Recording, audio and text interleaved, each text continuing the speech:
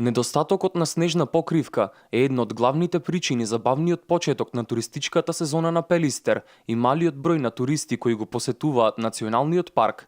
Од оваа јавна установа очекуваат поволни временски услови и зголемување на бројот на туристи во наредните 2 месеци.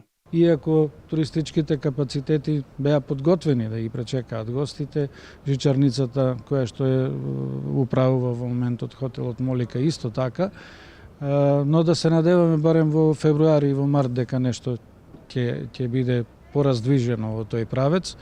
Значи, она што сите го очекуваа, до сега не се оствари во поглед на зимскиот туризам, иако веќе на Пелистер почна да се развива една мала атракција, движење на туристите, односно прошетка во снежни услови до антена со ратрак и така натаму. Националниот парк Пелистер, покрај природните убавини, нуди и останати атракции кои што може да се видат само на ова место. Националниот парк има одредишта каде тие можат да дојдат, да се информираат, да бидат задоволни од пристапот и од приемот.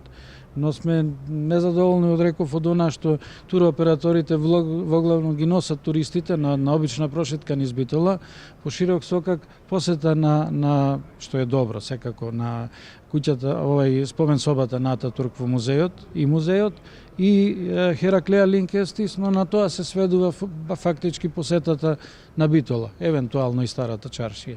Значи, таа гледка за Битола би била комплетна кога би се посетила барем една од патеките во Националниот парк, особено таа што е историската која води од хотел Молика до инфоцентарот, која е лесна за движење и пристапна за како било возрасен турист. Најголемиот број на туристи кои го посетуваат Пелистер се алпинисти и планинари, а во скоро време и со преземените активности се очекуваат и останати туристи.